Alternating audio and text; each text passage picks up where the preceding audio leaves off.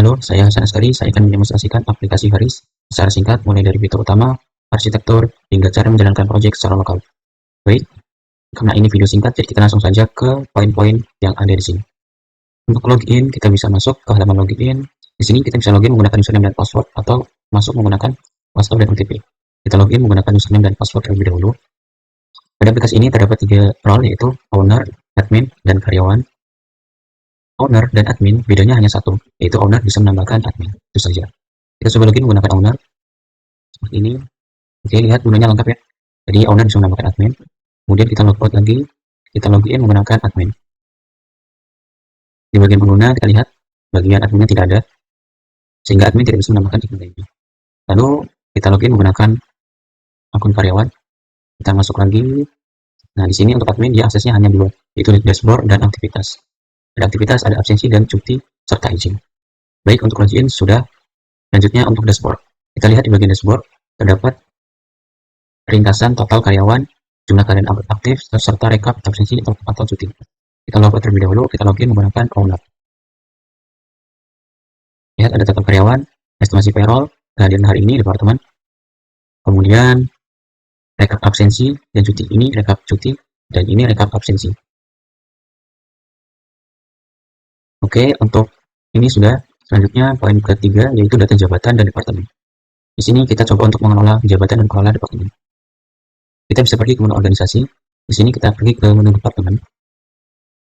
Pada departemen ini kita coba untuk menghapus terlebih dahulu departemennya. Baik, fitur hapus sudah berfungsi.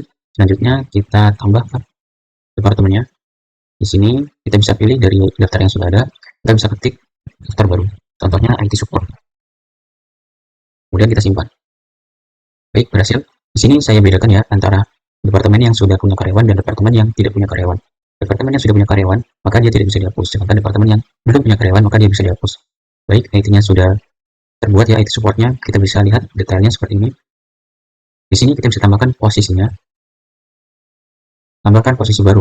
Contoh, kita tambahkan posisi project manager. Simpan posisi. Kemudian kita tambahkan lagi misalnya front-end, full stack. Kemudian kita simpan. Kemudian kita juga bisa mengedit dan juga menghapus. Kita hapus.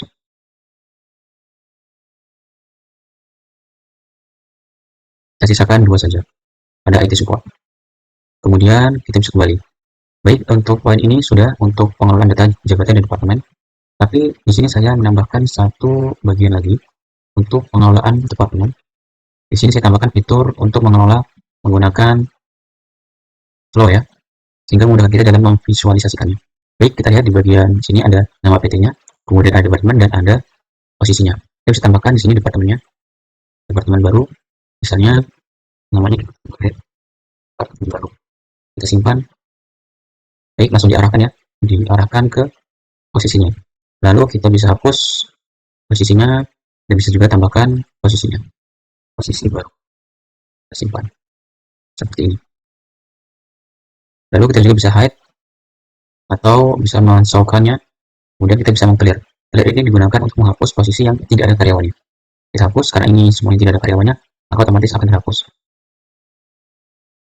Ini seperti itu. Lalu kita juga bisa hide all untuk menyembunyikan semuanya. Kemudian bisa juga show all untuk memperlihatkan semuanya. Kita juga bisa ekspor ke PNG untuk mendownload dalam bentuk gambar. Baik, itu dia untuk pengelolaan data departemen dan jabatan. Selanjutnya kita kelola data karyawan. Kita pergi ke pengguna, ke bagian karyawan. Kita lihat di bagian aksi. Kita hapus Gilang Susanto. Hapus. Maka ketika kita cari di sini Gilang Susanto, namanya tidak ada. Lalu kita juga bisa menambahkan data baru ya. Di sini contoh saya tambahkan karyawan baru. Username-nya juga karyawan baru. Kemudian passwordnya rahasia 123 dolar. Kemudian departemennya kita buat yang sudah dibuat tadi. IT support, posisinya kita buat full stack developer. Selanjutnya simpan data. Baik, kita cari di sini karyawan baru. Muncul ya. Kita bisa edit di menu aksi. Baik, ini detailnya ya, detail karyawannya. Kita edit karyawannya, misalnya karyawan baru menjadi karyawan edit. kemudian kita simpan, maka karyawan berhasil diedit. Baik, itu dia untuk menambah data, lihat daftar, edit data, serta hapus karyawan. Selanjutnya kita ke menu absensi. Menu absensi kita bisa lihat di menu aktivitas di sini. Kita coba untuk login menggunakan dua user sekaligus, yaitu owner dan juga karyawan. Di sini terdapat dua akun ya, karyawan dan owner. Kita coba untuk check-in terlebih dahulu di bagian karyawan. Kemudian kita izinkan akses lokasinya. Maka otomatis data karyawannya muncul tanpa perlu refresh, maka datanya langsung muncul ya secara real time. Begitupun ketika kita check out, lihat ya perbedaannya langsung ya real time. Kemudian di sini kita bisa lihat riwayat absensi untuk karyawan yang ada, jadi karyawan bisa melihat absensinya sendiri. Adapun admin dia bisa melihat semua user. Ada riwayat terdapat lihat peta, jadi kita bisa melihat lokasinya ya, lokasi dari, jadi kita bisa melihat lokasi saat karyawan melakukan absensi. Baik, untuk fitur absensi sudah ya. Selanjutnya kita lanjut ke bagian cuti. Ini adalah tampilan pada fitur cuti. Ada perbedaan ya pada cuti karyawan dan owner. Pada karyawan terdapat kuota cuti terpakai dan sisa kuota untuk kuota tahunan.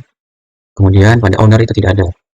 Kemudian di bagian bawah terdapat riwayat pengajuan saya, artinya individu, si karyawan. Kemudian pada owner ada riwayat pengajuan keseluruhan. Baik, kita contohkan untuk pengajuan cuti tahunan. Di sini kuota tahunan masih 12. Kita ajukan cuti tahunan misalnya tanggal 17 hingga tanggal 20.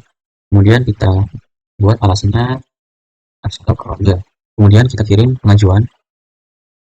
Maka otomatis datanya masuk secara real time ya. Maka di sini owner hanya perlu menyetujui atau menolaknya. Kita setujui, maka disetujui. Di sini kita bisa lihat disetujui oleh owner pada tanggal tertentu. Di sini pun begitu. Jadi karyawan dan owner atau admin tidak perlu merefresh halaman. Ini datanya bisa update secara real time. Kita lihat di bagian cuti terpakai ada 4 hari dan sisa kuotanya 8 hari.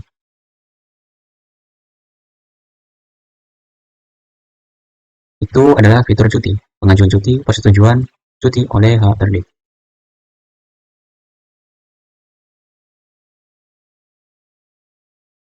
Pada riwayat juga terdapat tab untuk filtering, kemudian ada filter berdasarkan nama karyawan, berdasarkan status, dan juga berdasarkan tanggal.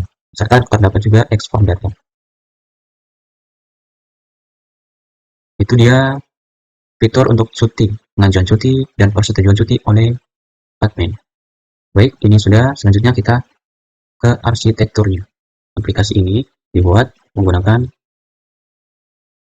stack berikut ini.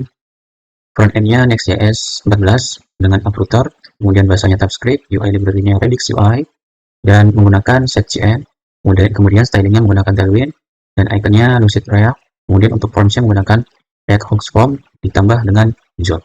Kemudian state-nya menggunakan React Hooks. Lalu untuk backend-nya menggunakan Node.js, lalu database-nya menggunakan SQLite, kemudian untuk autentikasi menggunakan JWT dan juga Bcrypts, serta API-nya menggunakan Next.js API Rules. Adapun untuk buat service, di sini menggunakan Express.js, PostUp-nya menggunakan Waylist, kemudian QR code-nya menggunakan library QR code, kemudian logaritmnya menggunakan Pinot. Adapun untuk DevOps-nya, di sini menggunakan Docker dan Docker Compose, kemudian monorepo-nya menggunakan npm workspace, lalu proses manajernya menggunakan konkurensi agar bisa berjalan bersamaan. Itu dia arsitekturnya. Pada aplikasi ini sudah di-upload ke GitHub dan sudah di-deploy menggunakan GitHub Action ya.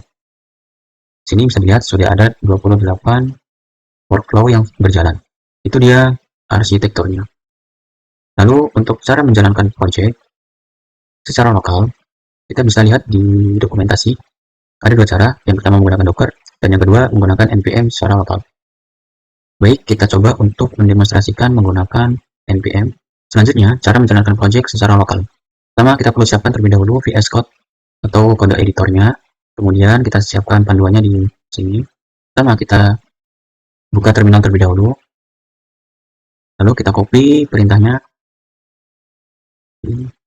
Pastekan di sini.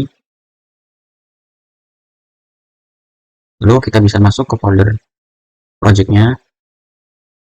Kemudian kita bisa langsung install dependensinya. Prosesnya memakan waktu beberapa menit, silakan ditunggu saja. Lalu kita lihat di bagian folder sudah ada modul listnya. Lalu kita copy env contohnya. Baik, sudah jadi .env-nya. Lalu kita bisa jalankan aplikasinya menggunakan npm run dev. Selanjutnya kita bisa buka untuk URL-nya. Kita buka localhost 3000. Jadi aplikasinya sudah berjalan. Jadi kurang lebih seperti itu untuk menjalankannya secara lokal. Kita bisa tes login menggunakan owner.